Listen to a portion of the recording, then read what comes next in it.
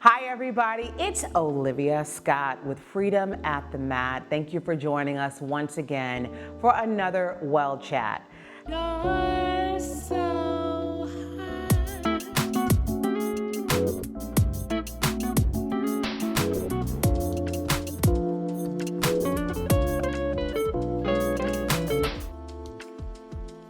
Today, I am delighted and just smitten to be in conversation with a woman that I respect and admire. Her name is Octavia F. Raheem. F like me. She is a wife, she's a mother, she's a three-time author, she's a rest coach, and she's a restorative and yoga nidra teacher. Octavia is the founder of Devoted to Rest, which is a transformational rest-focused immersion for visionary leaders making a high impact in their fields, which really allows for her to support passionate and driven individuals how they can awaken their fullest potential through the power of rest. She centers her work on rest being a revolutionary act, particularly for women. With 10,000 hours of training and teaching experience all over the world, Octavia is a true luminary in our field. She's been featured all over the place. New York Times, Forbes, Yoga Journal, Well and Good, Tricycle, Essence Wellness House, and now she's here at Freedom at the Mat. She's an author, as I'd mentioned, of several books. The one most recent, Rest is Sacred, but also Pause, Rest, Be, Stillness Practices for Courage in the Times of Change. So with that introduction, will you please support me in bringing out to us today the one and only Octavia F. Raheem. Octavia, Octavia, thank you thank you so much so for much for joining us joining us today. today. Thank you for having me, Olivia. Oh, it's a joy. You know, I've been a big fan girl of a crush on you, a professional crush on you for the spirit that you transact with in our world and the light. You're a beacon for so many women. So thank you for all the work that you do. I want to start by asking you about your work, right? So your work centers around the idea of rest as a fundamental right and a source of power for women. What ignited this passion within you? Was there a specific experience that happened in your life that led you to go down this path of really advocating for rest as a revolutionary act? So, what I want to say first is that my teaching is that rest is a birthright, rest is a necessity. It is intriguing, interesting, and complicated that we've come to the place where something that is a necessity has to be called revolutionary at the same time. And I will also I think I already said this, but I want to lift up that the teaching is that rest is a sacred practice, right? And I came to this awareness that rest is a sacred practice, kicking and screaming and not at the edge of burnout, but over the edge of burnout. And if you've read the intro to Paul's Recipe, and if you haven't, go read it. I go into detail around the specific episode of overwork, dehydration, undernourishment that landed me in the hospital. And it was in that hospital bed that I had an awakening that didn't come from the inside. It actually came from the outside. One of my nurses asked me what was going on with me. Why was I in the hospital for a condition called rhabdomyolysis that generally A is rare, and it also, when it does affect people, it affects people who are ultra marathon runners. Ultra marathon runners run like 100+ miles at a time. So here I was in my mid 30s, getting it booked and busy, all the things, and somehow living my life as an ultra marathoner without the training, without the nourishment, without the relationship to recovery that a true elite athlete would have. And I landed in this hospital room, and I had this nurse just minister over me. And what she said to me that stuck out was that, okay, go get it. And you also need to have a relationship with these words from Psalms 46:10. She said, do you know how to be still and know? Mm. And I didn't. I didn't know how to be still and know, which is an invocation into trusting more than what I can do, more than what I produce, more than how I perform. And to be clear, I believe in a harmonious dance between um, giving and receiving, doing and being, resting and working. But at that time, which was circa 2012, I had no relationship to rest. Rest was I collapse in bed for 4 to 5 hours of sleep and not do it all over again tomorrow. So that's what brought me to rest, and gives me like a really compassionate heart toward people who, particularly women, particularly Black, Indigenous women of color, who are perhaps at the edge of burnout, maybe toppled over a time or two, and slowly realizing that something has to change, but doesn't quite know how, or how to get to a place where they can engage rest as the sacred practice it is. Thank you, Octavia. From all the research that you've done, do you have any insights into why we don't honor rest and why we value busyness over rest? And as I ask that question, I'm thinking about myself. I'm thinking about a comment that I made to a friend of mine about when I lived in New York, how when someone would go to lunch, we would actually say, well, you must not be that busy if you went to lunch, right? There was this expectation that you would work from 8 a.m. until midnight every single day. We were on the hustle, on the grind. And if you took any break for food or for rest, that you were less than. And even as I articulated that to my friend the other day, I was like, I actually said that. You know, I've relocated to New Orleans and I'm working on creating a relationship with rest because I don't necessarily know how to rest. So, can you just give us some insights from your research and from the people that you've, trained and coached over the years as to why is it that we have such a hard time of giving ourselves permission to rest? Yes, thank so that anecdote you shared is really powerful. That I mean, because what jumped out at me is if you take a break to eat, we need to eat, right? You have to do those things. And I've been there. I've had that mindset, right? And that mindset wasn't just one that I created and spawned on its own. It was deeply conditioned in me. It's ingrained in big culture, but then we start to drill down to being Black and being a woman. What conditioning do we all get? We could all recite it right now. You have to work twice as hard, right? Maybe four times for a fraction of a chance. And that's just to lift up that there are systems and institutions. I call them weapons formed against our rest. And I also say, may they never ever prosper beyond us, right?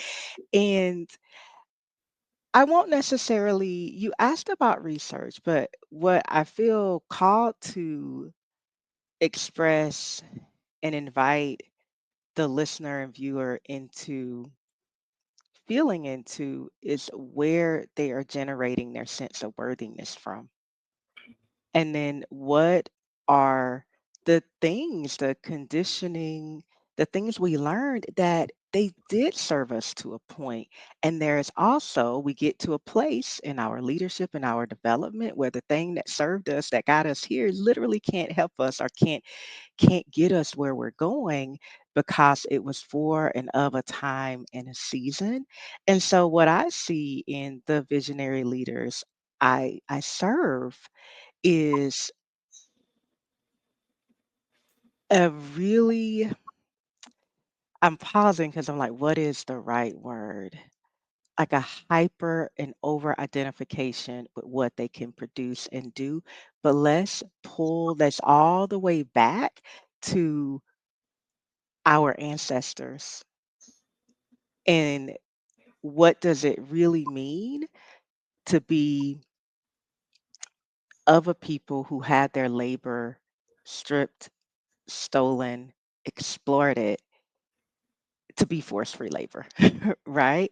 And how that might still be operating in our familial systems. It's definitely still operating in big system, but how when we move closer in and it's more intimate, how that's still operating in us and the fear of rest in our nervous systems in our body is a real thing, right?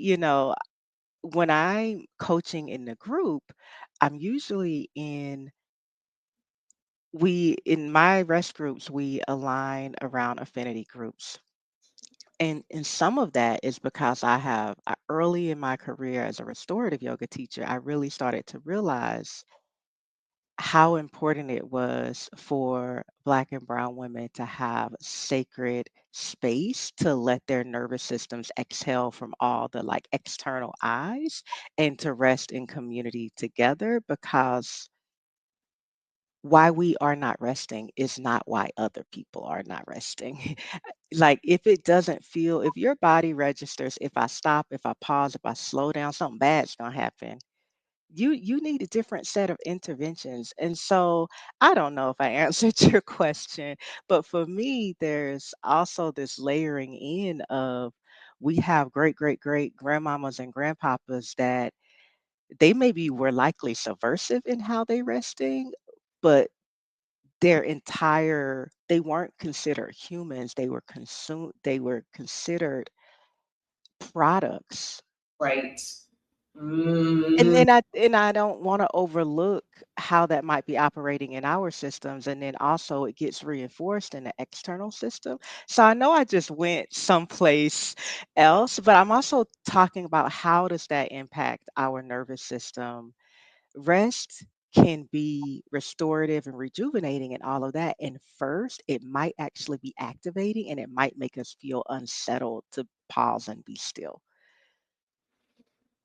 That's what I'm going to say. It's like trying to outrun something that's been chasing us a very long time. Right. You said so many things, and I'm going to try to go back to one thing that struck me, and I feel I appreciate exploring this with you, right? Your answer, I value. I know that our listeners are going to value. You said something about, going back to our ancestors, and we were labor, right? We were products. There are two things that come to me when you say that.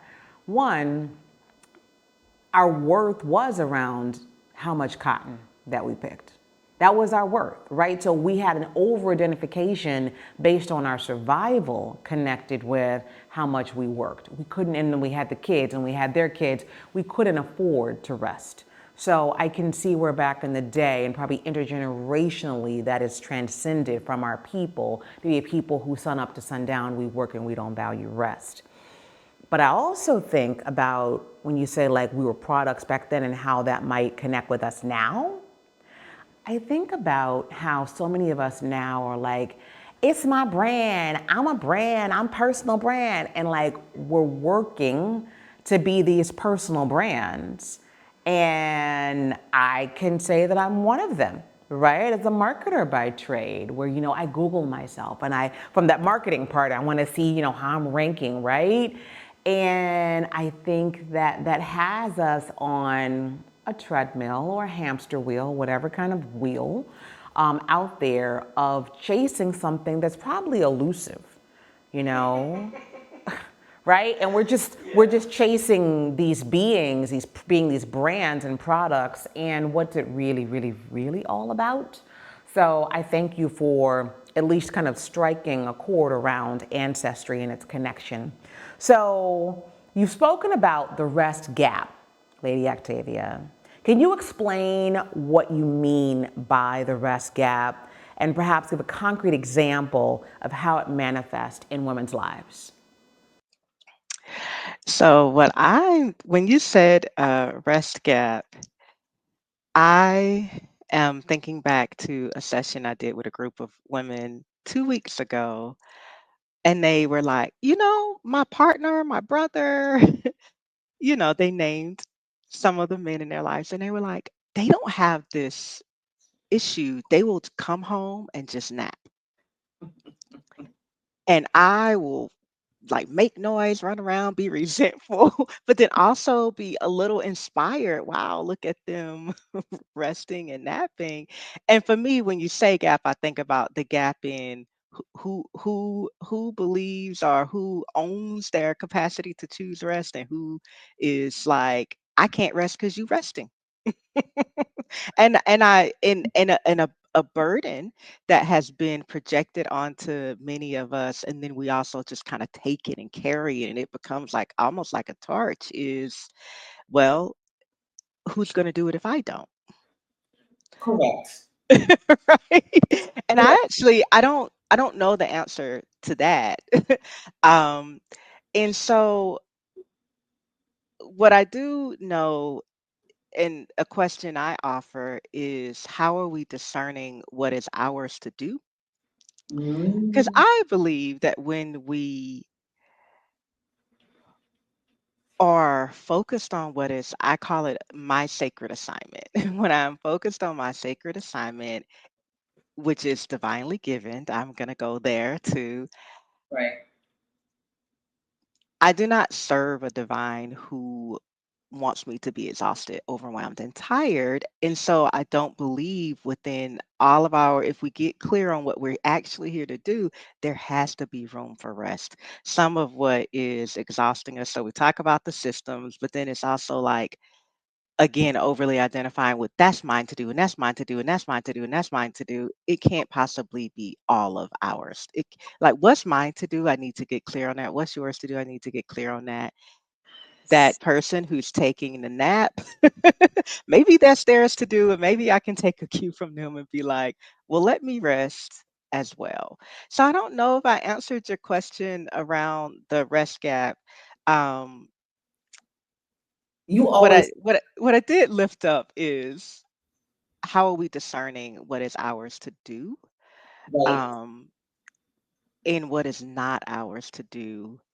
And I believe and know and trust that what is yours and mine to do, there is a room for rest within that when we get really real and honest and true with ourselves. Lady Octavia, I want to go deeper there, right? Because, and it's probably some much deeper psychological issue, right? But when you said putting boundaries, you didn't say that, but when you said what's mine to do, I think that some of us really struggle with the notion of if I don't do it, then no one will. But then I've got a few friends, really just one that I can think of, maybe two. They're so clear about this is my portion. If the rest doesn't get done, oh well, I'm going out for a jog. I'm going to go out to the concert, and they are not bothered. You know, for me, I'm one of those, well, this is my part to do, but I can do this, and I can do this, and I can. So those of us who are either overachievers or superbly talented or just wanting to see things get done, we end up taking on all these other pieces. And I guess my question for you, because there's a question in that little rant that I did, what advice would you give to those who are seeking how they can put boundaries around what is theirs to do? You said sacred assignment, right? But for me, if you were to tell me and say, Olivia, you don't have to do all the things, you can just do your assignment, what advice would you give to us? So I want to loop back to what you were saying around personal brand, because I find it like inspiring and interesting. It's like some both and with me around the personal brand. Because I think when it's really mission and purpose focused, what an individual who's like, well, I'm building this brand, or I am making my personal brand, I also hear them saying like, I want to exponentially impact and share this message and have reach, I don't necessarily think that is a negative thing. And the reason why I'm reaching back to personal brand is because those of us who have a business or have an organization that we lead or have a personal brand, likely, if we mean for it to be successful, have a really clarified vision or mission or purpose statement around that brand. And for me, it's wake up, power, and potential. And I'm also zooming deeper into like who I'm talking to in that. And I filter my yeses and nos through that clear statement. And I know that when I'm filtering through that clear statement, there are things that are no, there are things that are clear yes, and there are things that are maybe are just not right now.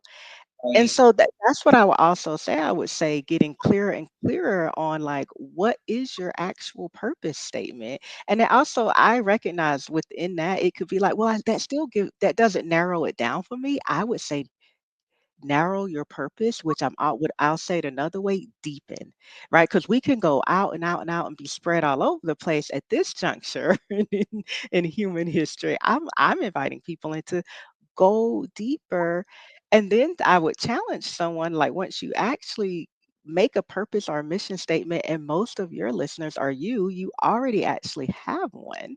If you don't refine it and keep refining it until it's actually more clear, less broad, and then run your filters through that. I'm working on this with my family, with my 8-year-old and my husband, creating a family creed so that so it can help us go like these are our values. Like we have values that we are like, I'm like, no, we need to state these and we need to run even the things we sign my son up through the filter of how does it support this value or this greater vision.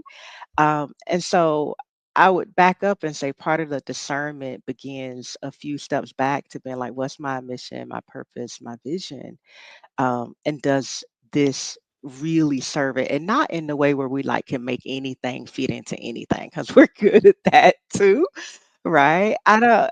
Does that resonate? It totally does. It totally does. And it has me thinking my brain synapses are kind of firing around how I can get clearer about my purpose and I'm getting clearer. And I want to give you something. This morning I had some really juicy rest. I went to bed. I'm doing better to go to bed around 9:30 at night, getting up about 5. And I'm finding that rest away from social media with my eye patch on, my eye mask on, it is allowing me to just wake up with clarity around what I'm supposed to be doing with my day. This morning, though, Lady Octavia, I'm really grateful to tell you, and it's really perfect for speaking with you this day. I had such good rest last night. This morning, I was able to wake up with clarity around what I'm supposed to be doing with my life, right? And I left the bed, went to my meditation pillow, and it was just very clear. I let it continue to download around what I'm supposed to be doing with my life. And so I'm beginning to see the benefits of when you give yourself proper rest, uninterrupted, no TV, no social, how you're downloaded with what you're supposed to be doing. So Listen, I feel like doing a holy lap around this room, but part of that is because I often say rest bends time and people scratch their head. Like hiring a good coach bends time too, right? Going to someone who's already done it and can help you with like, here's don't do that, do this. That bends time. But I'm like, rest bends time because of what you just said. It you had focus, you had clarity, you get insight, and so it's like, I don't have time to rest because 'cause I'm in this loop, but then it's like we actually don't have time to not rest when the call and the charge is go deeper, level up, like, bring it, like, I know that that is countercultural and might even seem counterintuitive, and what you just shared is what I get to celebrate with over and over again and again with every client I serve. They start resting and they be like, I just got clear. But here's the thing. Sometimes we're not resting because we're getting something out of aligning with the confusion and the chaos that comes from not resting. And Oh, that's where we have to go ahead and get real. I always go like, well, what's the payoff? Like what are you getting out of the hamster wheel of exhaustion of doing all the things? I can go back to my kind of rest awakening story where I had to be like, you can't keep living like this. What I was getting out of doing all the things is I didn't have to feel my feelings. I got to feel valuable to people, even though as soon as I stopped being able to produce and be the yes girl, they dropped me. Like all of that I didn't want to deal with. And I say it with like I have so much compassion for the woman I was and for people in this loop of like I didn't want to deal with okay when I rest it's just me, and clarity also. I had a client tell me this when I asked them about what were they getting out of staying confused and exhausted. And she said, listen, clarity brings on conviction. And when you get that conviction, and you really get the clarity on your sacred assignment, you have to actually do that. And some things are going to have to be released and fall away.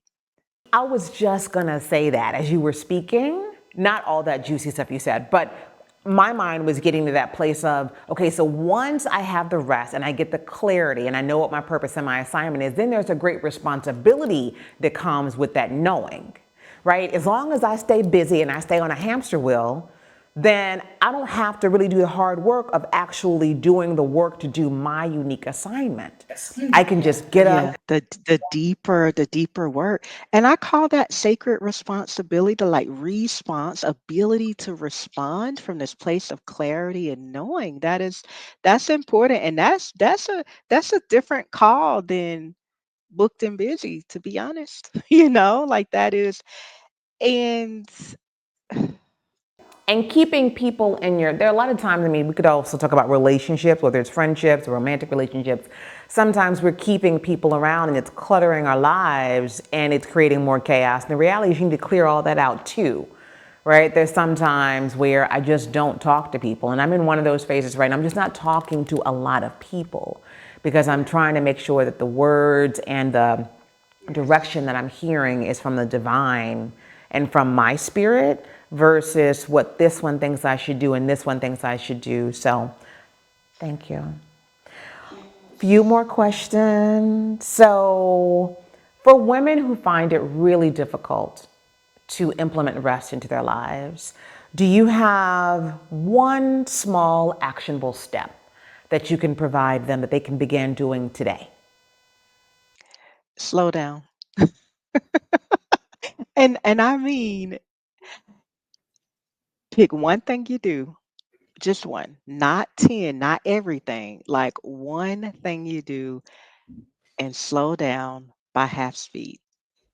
And I'll say just a bit more about that. I always say the prerequisite to being able to rest more is first slowing down, building a relationship with individual pauses. Then you have more capacity to string each pause together and actually rest, right? I believe just like I like weightlifting, but I can't start when I had time off from weightlifting. I can't start with my record rate when I'm coming back into it. And what I mean by that is you have to build the muscle to rest. You can and you have to build your capacity to even tolerate stillness. And if you've been running 1,000 miles per hour, the first thing is to slow down to 999.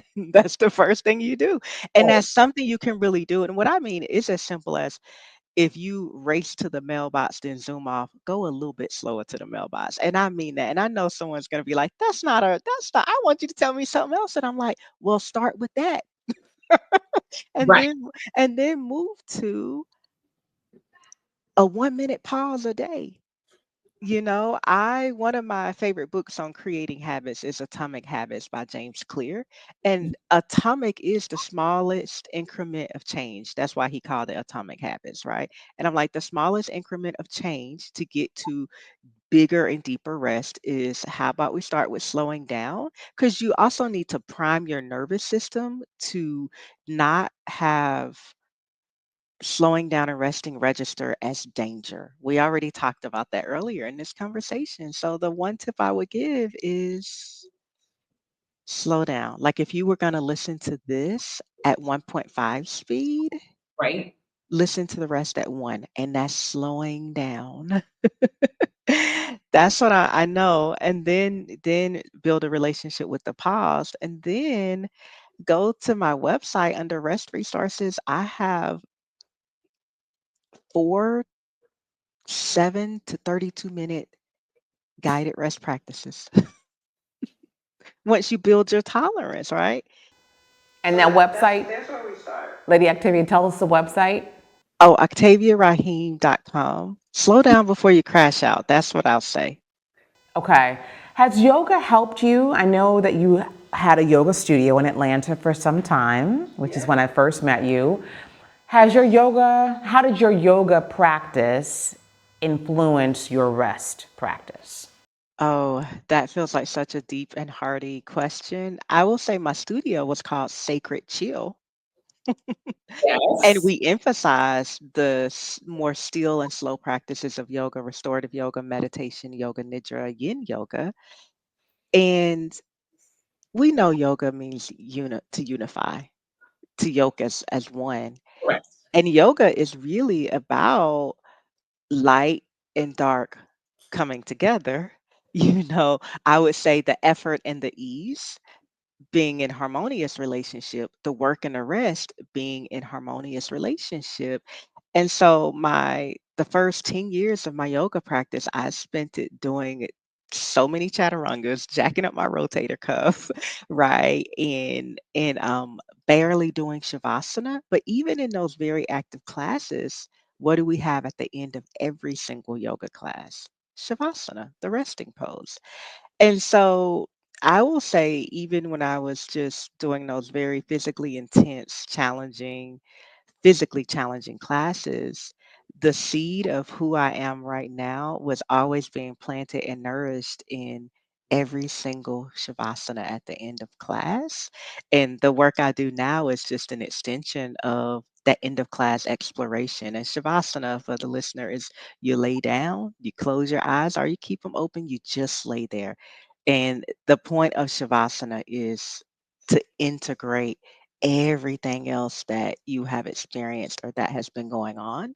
And the point of the practices I teach now is to integrate, really deeply integrate and digest and process your life, your leadership, your vision, and to get to unlock the next clue for the next step. So that's how yoga has, I think I answered the question. That's how yoga has impacted me is rest is actually there. It's in yoga. And yoga, even the Vinyasa or the flow classes, there's an emphasis when you have a good teacher on the space in between each pose or the transitional moments, how you get from one place to the next. And then we get steady and pause. Oh, I mean, as a Vinyasa yoga teacher, I feel there's so much power and value in going deeply into my body and being able to do the yoke, the union of the body, mind, and spirit, and to really just find rest in those poses. Final couple of questions for you. We have a lightning round coming up for our social media. But the question I have for you is around your book. The final question is around your book, Rest is Sacred. For anyone who wants to read either Rest is Sacred or Pause, Rest, and Be, can you share what the core takeaway is for both of those books so they can be encouraged to really use your books as resources on their journey to rest? Thank you for that question. So, pause, rest, be the core message is that rest can and will support you through endings that you face, through those murky places where you're like, I don't know if this is an end or a beginning. I don't know which way is left or right. And in through your new beginnings. And that book also, Pause Rest Be, also has specific practices for endings, the middle way, and beginnings. And so I would invite people who are in transitional moments or moments of change. Also, as I said, I'm like, who's not at the current taping going like in a moment of transition? And there are also prayers in there for beginnings and endings, practices and prayers for beginnings and endings. Rest is sacred, it's poetry. It is designed to be the reading of it is designed to be a rest practice, to feel restorative, and to restore is just to bring back, a fragmented piece over here into the whole. And that book is designed to be read one or two pages at a time. And so in this is it's intriguing, right? Like, poetry, the meaning of it isn't readily available. You have to read it and then sit with it and walk with it. And I would say someone who wants to begin a rest practice, but in 2 or 3 minutes, get rest is sacred and let the reading of a page or two a day be your rest practice. It's a shame that I don't have it already, but I will be getting it very I'll soon. send you a copy. I No, got you. I want to support. I'm going to get my own copy. Okay. And I will definitely be sharing that with others because I think that there's so many of us who, and I'm speaking for myself, but I know I'm speaking for so many sisters, so many women, we desperately want rest or we desperately need it. We may not know that we need it, but either we want it and we're clamoring for it in different ways or we need it, but we simply don't know how. My last little anecdote I'll share is Dr. Ayanna Abrams, who, wonderful Yes. psychotherapist out of Atlanta. I think she's a psychologist out of Atlanta. I was under her guidance for a few years, and she's like, Olivia, you've got to get some active rest into your life. You go from go, go, go, go, go, go, go, go, go, to then you just fall asleep in the night. And That's right. there's got to be something in between. So she was like, play a game, do some TikToking. So that's when I kind of fell in love with TikTok as an intermediary between go, go, go to sleep. So TikTok isn't so great though. It's like still like wiring my nervous system. So having a resource such as your book, Rest is Sacred, that's designed to be our companion for rest is something that I definitely look forward to adding to my library and invite all of our freedomettes to do as well.